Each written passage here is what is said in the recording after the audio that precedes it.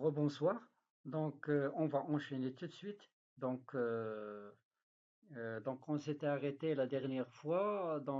Analyse et bien sûr dans la partie rapport, toujours dans la rubrique rapport, récapitulatif des observations. Voilà. Donc, on va passer directement on a utilisé que la variable âge, mais cette fois-ci, on va utiliser une nouvelle variable de regroupement. Et cette variable de regroupement, qu'est-ce que ça veut dire? D'accord? On va essayer de comprendre son utilité. D'accord? On ne va pas encombrer notre tableau de résultats avec beaucoup de paramètres à calculer. Donc, on va utiliser que la moyenne. Bien sûr, on va utiliser avec son écart type. D'accord? Donc, on va faire poursuivre et on va voir nos résultats. D'accord? Regardez, notre résultat, il est comme suite. Donc, vous voyez, nos âges, ils sont regroupés par la variable sexe, tout simplement. Donc, on a 10 observations, vous voyez 10 observations, chaque observation ayant un âge, d'accord? Et à la fin, on a 10 observations, le grand N, d'accord? Avec une moyenne de 30 ans et un écart type de 7,99, ça veut dire 8, d'accord? Et par la suite, le sexe masculin, on a combien d'observations? On va voir. Donc, on a 41 observations d'âge, donc avec un total de 41. Si on ajoute 41 sur 10 du sexe féminin, on va trouver 51. Donc, 41 ayant une moyenne de 29 ans, d'accord, avec un écart type de 10,6. D'accord? Et ici, le total. Le total, il se calcule à la base de l'ensemble. Vous voyez, sans tenir compte du variable de regroupement. Regardez, le total, il ne tient pas compte de, vous voyez, la moyenne, elle est différente, elle est proche du sexe masculin, mais elle est différente. Donc, l'écart type, il est de 10. Regardez, pour le sexe féminin, comment il est? 37, d'accord? Donc, c'est un total. Vous voyez l'utilité de la variable de regroupement. Voilà, on va finir avec ça, on va rentrer à notre rubrique. Donc là, je vais fermer sans enregistrer, vu que, puisqu'on est dans une phase de faire des exercices. Donc si vous voyez qu'il est utile de l'enregistrer, il vous faut que de créer un dossier, là où vous allez mettre vos résultats. Voilà, très bien. Donc on va passer directement à la nouvelle variable, à la nouvelle rubrique à calculer. Donc là, ça commence les choses sérieuses et je vous demande et j'attire votre attention de bien suivre. D'accord? Effectif. Regardez, dans l'effectif, on va voir. On va bien sûr faire l'exemple sur l'âge comme tout à l'heure. Donc, on va prendre une seule variable. Donc, on peut prendre plusieurs variables et les calculer à la fois. D'accord? Mais nous, puisque dans un exercice, on va prendre une seule variable. D'accord? Donc, on va faire, par exemple, statistique. Vous voyez, ça apparaît, c'est comme on a vu dans le cours les paramètres de position, c'est-à-dire tendance centrale. Bien sûr, le paramètre de dispersion, comme vous voyez, la distribution, et bien sûr les fractiles. D'accord? Donc, on va voir la moyenne, la médiane. Bon, on va prendre aussi le mode, on va prendre le quartile. D'accord? On va voir ça après, en détail pour comprendre. D'accord? Donc, l'essentiel, on va passer sur l'ensemble, comme ça, vous allez voir, d'accord, les paramètres de dispersion. J'attire votre attention sur une chose très importante, c'est qu'il faut faire la séparation entre l'écart type et l'erreur standard moyenne, d'accord? L'écart type, c'est un paramètre de dispersion, d'accord? Aussi l'erreur standard. Mais ça, vous allez trouver dans des articles écart type ou déviation standard. Les anglophones utilisent cette terminologie de déviation standard. Ça veut dire écart type. Mais l'erreur standard, c'est une autre chose. Donc, si vous voulez, on peut le définir, si on voulait le calculer, parce qu'on ne l'a pas vu dans le prérequis, c'est l'écart type, d'accord, divisé sur la racine carrée de n. N, c'est l'échantillon, la taille de l'échantillon. Donc l'écart type, on peut le calculer. Et la racine carrée de n, on sait très bien que notre échantillon est de 51. Donc on aura cette erreur standard. Mais ce qu'il nous reste à comprendre, c'est qu'est-ce que ça veut dire cette erreur standard. Donc on va sortir les résultats. Donc et après, on va lire les résultats. Je profite de vous expliquer quand même, faire un rappel de cours. D'accord? Donc, avant de commencer à interpréter les résultats qu'on a trouvés, qu'on a demandé, d'accord, on a ici un petit tableau là au-dessous. Donc, ça veut dire quoi ce tableau? Ça veut dire que chaque âge, combien de fois elle se répète? L'effectif, c'est le NI. Le NI, j'ai dit l'autre fois, c'est combien de fois se répète une variable, une modalité. D'accord?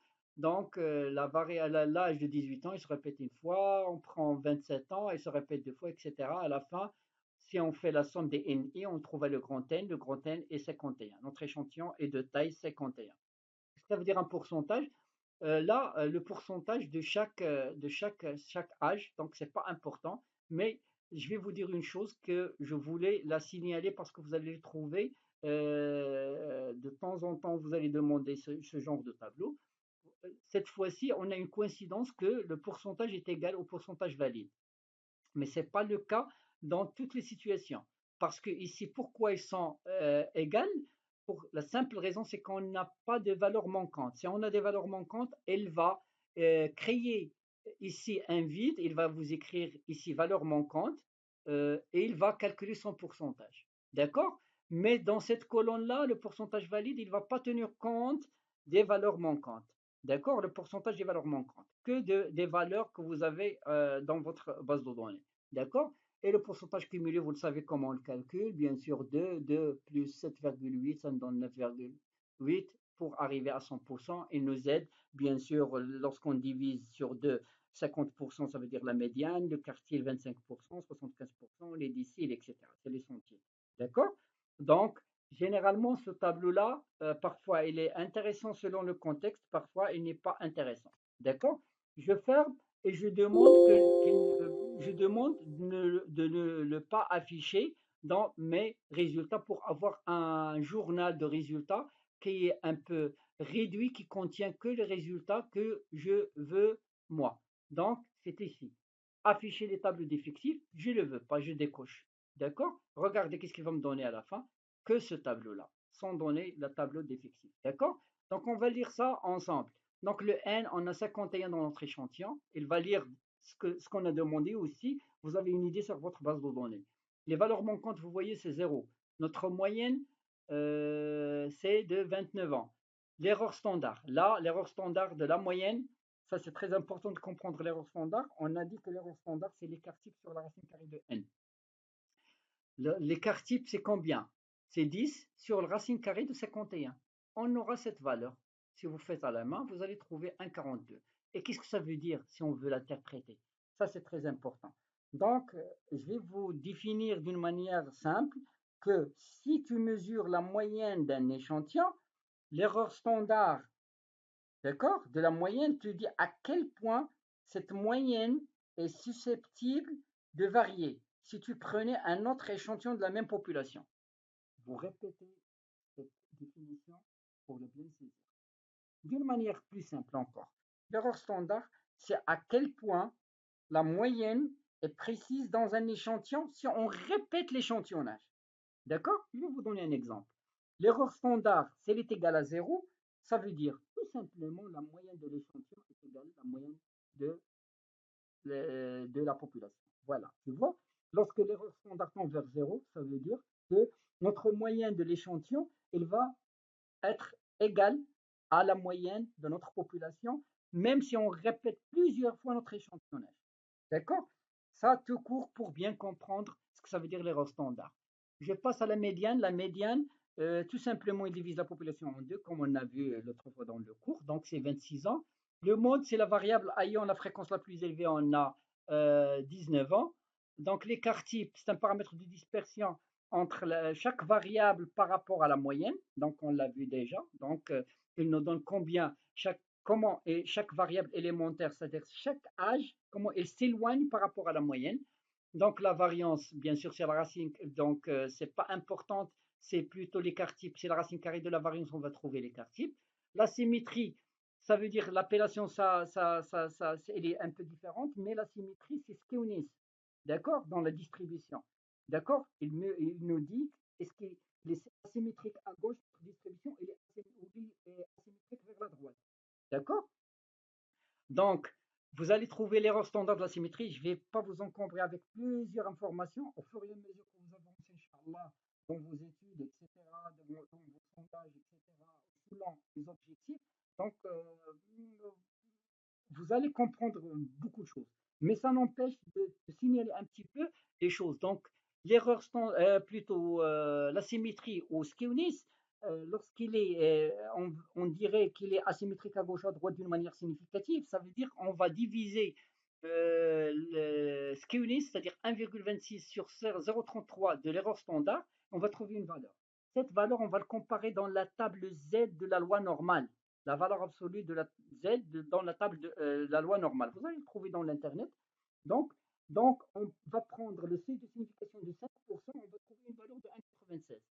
Si notre valeur du rapport de la symétrie avec son erreur standard est supérieure à 1,96, on va dire qu'il est asymétrique à gauche ou à droite d'une manière significative. D'accord.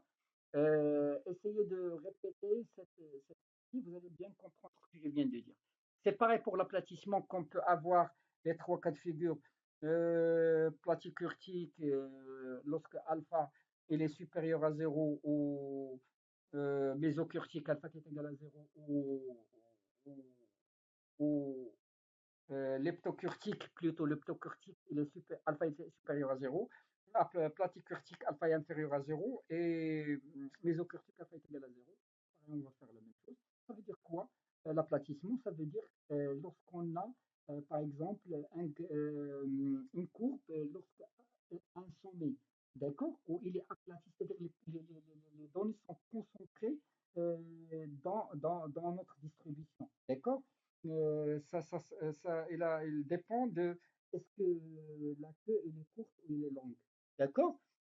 Donc, ça, c'est pas vraiment important dans vos analyses, mais c'est un complément pour mieux comprendre la normalité de votre échantillonnage ou de votre euh, distribution. D'accord?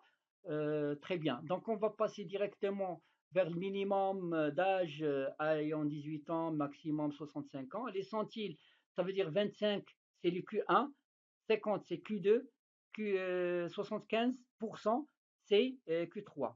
Ça veut dire quoi Q1 est égal à 21? Ça veut dire qu'on a 25% des âges ayant un âge inférieur à 21 ans.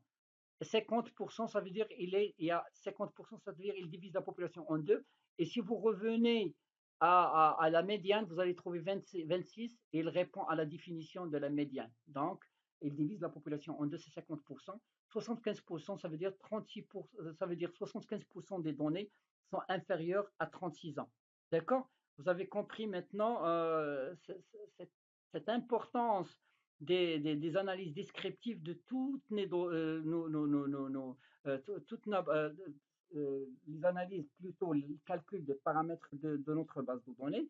Vous voyez, donc là, vous avez toutes les informations en termes de calcul des paramètres sur votre échantillon. D'accord? Donc, je vais essayer de continuer, d'attaquer un autre point, mais la contrainte du temps, je risque de ne pas le continuer. Donc, je vais finir cette séquence tout de suite et je vais continuer dans la séquence suivante. D'accord? À tout de suite.